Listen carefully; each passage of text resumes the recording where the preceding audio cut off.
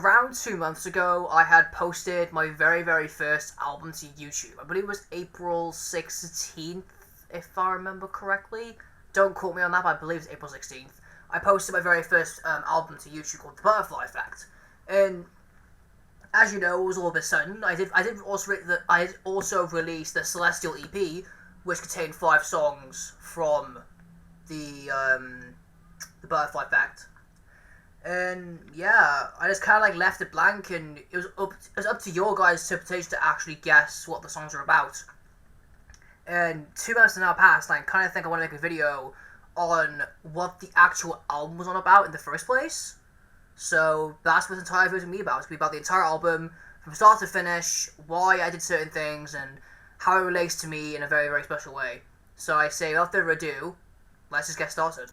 So the entire album in general was a lot of mixed thoughts. It wasn't really designed to be like this one targeted aspect, because I wrote this album when I was in quarantine, and as you all know, for every person, not even just musicians, for every person, quarantine has fucked you up. If it hasn't fucked you up, you deserve a medal, because it has to a lot of people.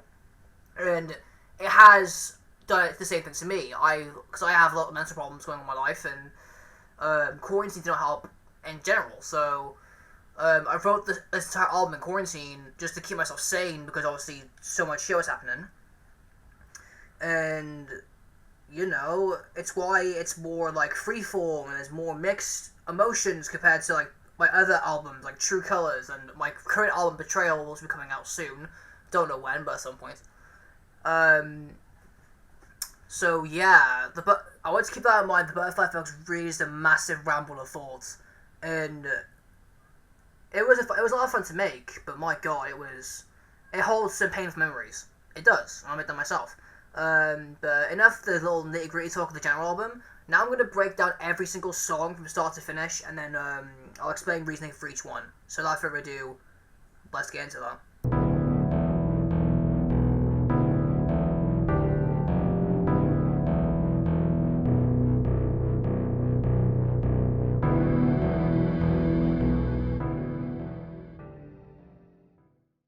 So first up is the intro song called Chrysalis. Chrysalis is like the nickname for the other song, basically.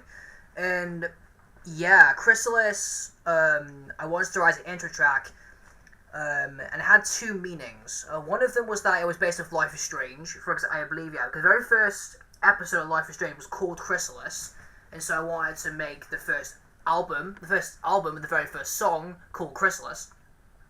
And the second is Chrysalis. Chrysalis in general means the cocooning of a butterfly, as in like the butterfly comes out and is born. Technically a butterfly's birth, and I want it to be like the start of the album, therefore it's the birth of the actual album, which I find is really, really cool. And as you may hear for the instruments, it's much more dark themed and, you know, scarier sounding compared to my other songs. And yeah, I wanted to start in a dark place because that's where I have started. I have started from a dark place. And so that's the correlation to that. In general, though, it's like 2 minutes long. There's not much you can really get out of Chrysalis apart from that. But yeah, it's meant to be a dark song that sets the mood. That sets the mood for like, this creepy, like, place you don't want to be in. And I think Chrysalis definitely nailed that on the head. So yeah, Chrysalis is definitely a good song, a good start song I've made. And I hope it continues that way.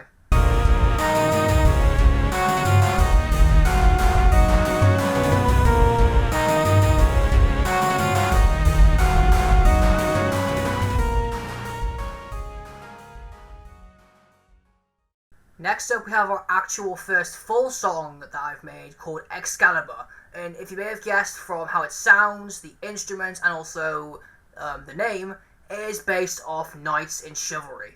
Yeah, as well as this album having some more sad and dark topics, I also wrote about stuff that I loved, and one of those things was Knights in Chivalry. And so, I based the song off that. So that's where you hear, like, violins going off, you hear, like, air guitars. Now, the air guitars thing is, like, more of, like, my style. So I wanted to implement my style into, like, a Knights in Chivalry-esque thing, and I think it worked out really, really well. I think the biggest inspiration I had for this song was definitely Crush 40's Night of the Wind. And yeah, that song definitely inspired me to make Excalibur. And it was good I put this as the first song too, because I wanted it to be like nice and high energy, and you want to like be uplifted, because all of a sudden you're in a dark place, and all of a sudden it's back up energy, you're up high, you're bouncing, you know? So I'm happy I put this as the next song, because I didn't want it to be dark throughout. I wanted it to be like, have some moments of joy, because I wanted to represent my life, and with my life it's like that, it's ups and downs. So me putting Chrysalis first and then putting Excalibur next, it fitted really, really well for the album. I love how I did that. And if you're curious too, Excalibur was also the second song that was on the EP Celestial. So if you did listen to the Celestial EP before you listen to the Butterfly Effect, you will recognize the song, and yeah, it was a lot of fun to make, believe me.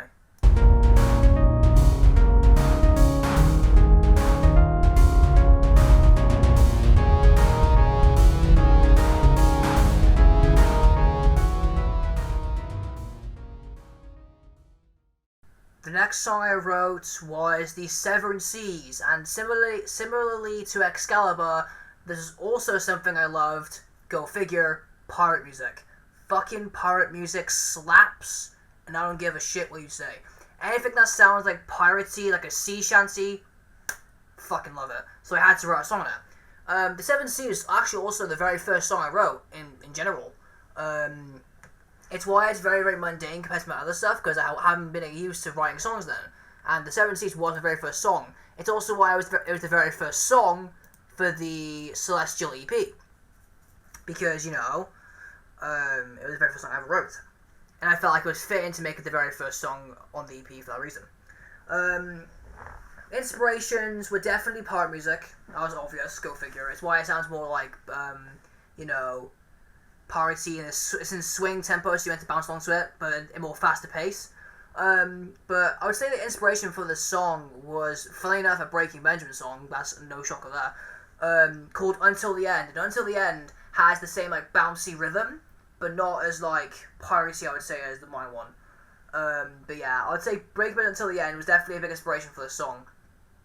And she may have guessed, like, it's meant to be a very, very, like, joyous and happy song, and it's just about a song, like, a thing I love. So, to be honest, The Seven Seas is kind of the same thing as Excalibur, so I won't go into it any longer, but as if you know, it is meant to be a very nice song and very, very positive and high energy.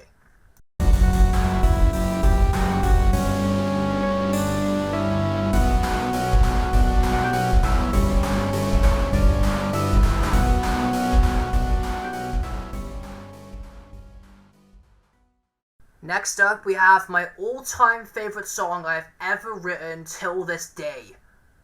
No bullshit, that is literally it. This is my all-time favorite song, Crimson Starscape.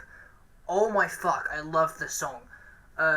It was the most original thing I've ever written. It was not inspired by any other music. It was inspired by something, but it wasn't inspired by any music. And Crimson Starscape, it holds a special memory, because Crimson Starscape, I wrote, I think it was my fifth song I wrote, I think it was. And this was the fifth and final song of the EP. It's also why the EP is called Celestial, because Crimson Starscape, a red sky, you know. And it's why the background for it is also a red sky, or red stars, Crimson Starscape. And Crimson Starscape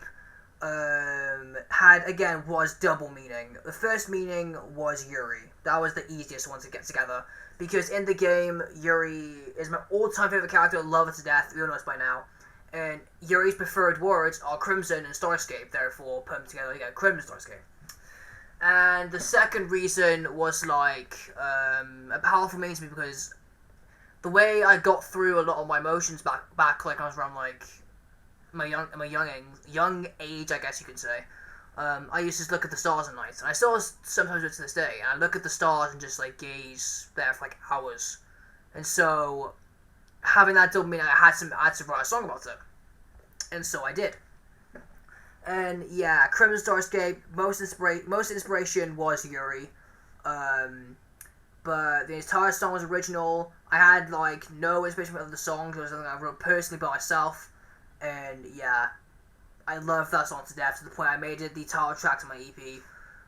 Maybe the reason why it's part of my EP, and yeah, I still love it to this day. I would love, if I ever made like an acoustic album or anything like that, I would love to put it back in, because, my god, it holds a special memory. But yeah, I'll stop fangirling over Crimson Starscape and move on to another song, but yeah, definitely my most favourite for sure.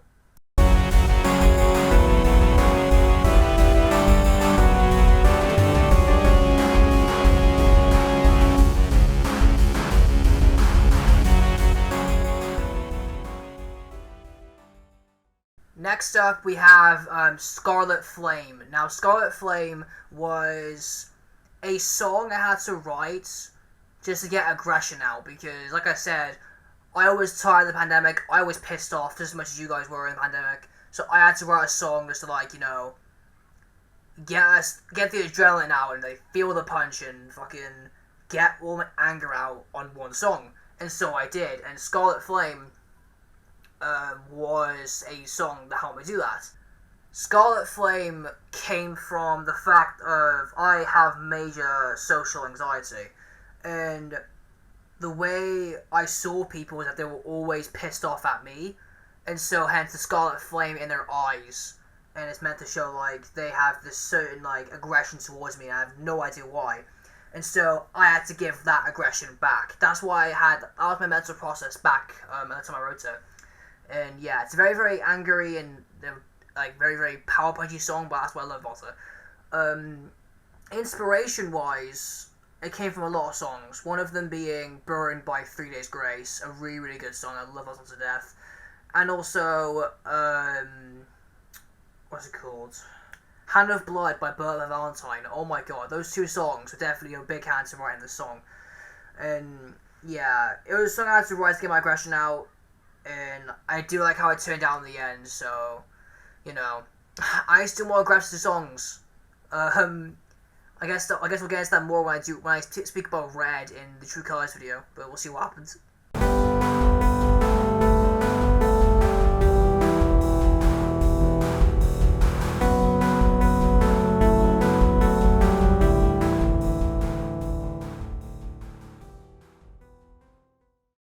Next up, we have the Phoenix, and the Phoenix, to be honest, didn't really have a sad title song. It was actually a very, very positive message. It's just that the song sounds sad, and I'll get into why in a second. But the reason why I made this song was because of a Twitch friend, actually. A Twitch friend by the name of Kat, also as Catherine X on Twitch. Go check her out, by the way. She deserves attention. End of. Please go check her out. But yeah, we were talking about, I think it was like 2 months ago, about the album. And I believe she gave me the recommendation to do a song about a particular, like, not mythological creature, but like a creature that has like this like symbolic meaning. And I didn't know what one I was going to do for that. And I mentioned about how I do like Phoenixes, and because of Blaze Heatnix from Mega Man X6, I hate that game, but the music is great. I was like, I'll see what I can do with it. And so I asked her if I could write a song about a phoenix, and she said yes. So, go figure, I wrote the entire song with the help of Kat, and that's the reason why it exists to this day, so shout outs to Kat, I guess.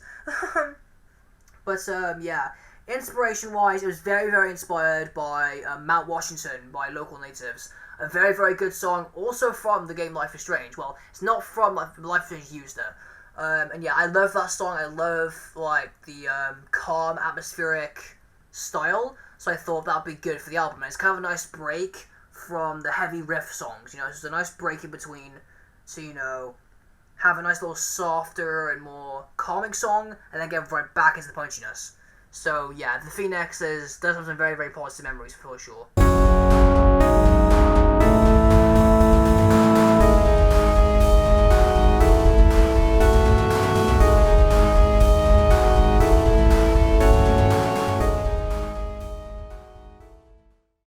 Next up, we have Broken Hearts, and yeah, Broken Hearts, as you may have guessed, is a much, much more sadder song. I think it's the saddest song I've ever written for the album. And yeah, Broken Hearts was not inspired by Kingdom Hearts before you ask. um, but yeah, Broken Hearts was when my depression, I still have it to say, but when my depression during quarantine hit the tippity top. And the song was basically about how I fucked up a lot of people's lives and probably lost a lot of friendships and relationships and friendships due to me being a fucking idiot. And yeah, I wrote this just to try and get it off my chest because this is when I lost all hope. As sad as that sounds, it's true. I gave in like halfway during quarantine, and it made me do some stupid shit, and that's when I wrote the song. But yeah, before you ask, I'm doing much better compared to what I was back in quarantine, so don't worry about me. But yeah, I had to write that song just to get it off my chest. I would say this, I believe Broken Hearts I wrote because of another song, another Breaking Benjamin song called Shallow Bay. And in Shallow Bay, there's this riff that is really, really cool. It's the and I just turn that into the little riff you heard at the beginning, the and it sounds mysterious, so I thought, yeah, I'm going to use this because it's really, really effective. And there's violins in there. It's meant to be a really, really emotional song, and it definitely hit that factor for me. I don't really play it that much because, again, it has some painful memories, but it is a very, very good song to express my emotion through what I was going through back then. But thankfully I'm doing better, and we'll move on to a more happier topic before it gets too depressing.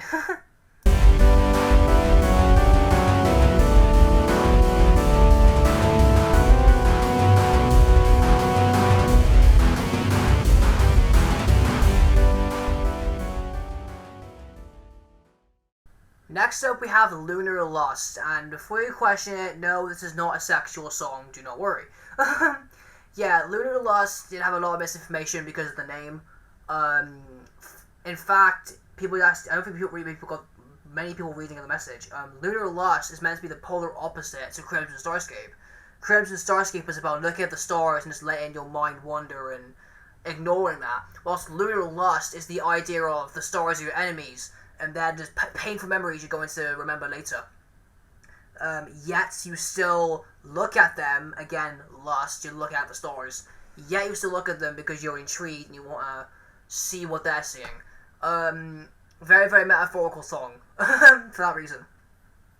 But yeah, Lunar Lost is meant to sound haunting, it's meant to sound like betrayal, and so it's kind of like this like weird like addiction. Like, you want to look at the stars, they're pretty, but then they also hold terrible memories, and that's what I wanted the song to be about.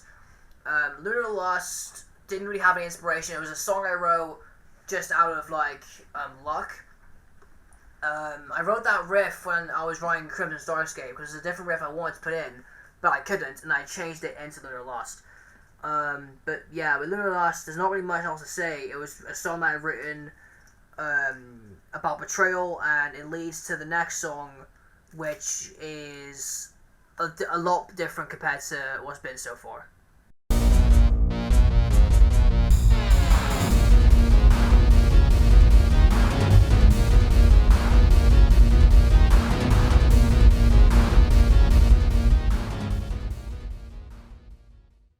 Next up, we have Find Yourself, and Find Yourself was clearly a Breaking Benjamin-esque based song. This song was just based completely on Breaking Benjamin. I wanted to show my massive passion to Breaking Benjamin, so this is how I did it. I called the song Find Yourself. And if you may have guessed from the album, Find Yourself is literally in the name. It's about finding who you really are and accepting who you are, because the entire album has always been, from at this point, has always been like me comparing things to other else. I want to like grab other things to get my worry sorted. But now this song's about finding about yourself, finding what you really are, and it's a very, very serious message, but it's true. You're gonna have to find out who you are and what you're doing at some point. And yeah, Find Yourself was a song based of that. And yeah, definitely a very Breaking Benjamin-esque song. If I want to say, like, the exact, what's the word? An exact song that helped me was Failure. Failure was a very, very, good song, or good inspirational song that they made, which helped me write Find Yourself. Find Yourself was also the second song I wrote, and also the fourth song on the Celestial EP. I forgot to mention too, but Broken Hearts was the third song on the EP. So, you know, just so you know, that was the third song, and that was all the songs in the EP. So, like I said, if you knew Find Yourself or Broken Hearts from the EP, then I applaud you. But anyway, that's all I can really say about Find Yourself. It's about finding who you are and living through your life as best as you can.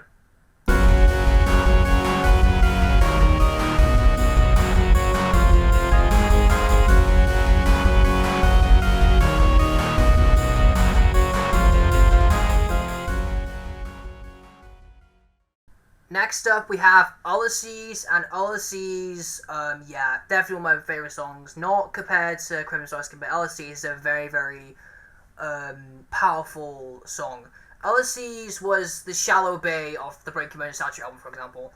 Yeah, I want Ulysses to be like this massive, like, powerful and, you know, coming to a close album. Like, it's about to show the ending. And so that's where there's, like, air guitars at the very end playing, like, harmony notes, and it's a very, very, like, this album is going to come to an end, so buckle in. But yeah, Ulysses was kind of like, Ulysses was inspired by a butterfly, go figure, Ulysses being the name of a butterfly, and so I wrote the song because of that. And Ulysses was kind of like this, like, song that I wrote, which the reason why I put it after Find Yourself, sorry I'm stuttering too much, I can't help it. After I wrote Find Yourself, I was like, okay, now I found myself, I want to, you know, push further, and that was what Ulysses was. Ulysses was like this thing, like, I found myself now, let's try our best to forget everything that's happened, and that's down the road it's going to, and I'll explain more of this story down at the final song, but as you all know, Ulysses, very powerful song, and it's a very good album closer, for sure.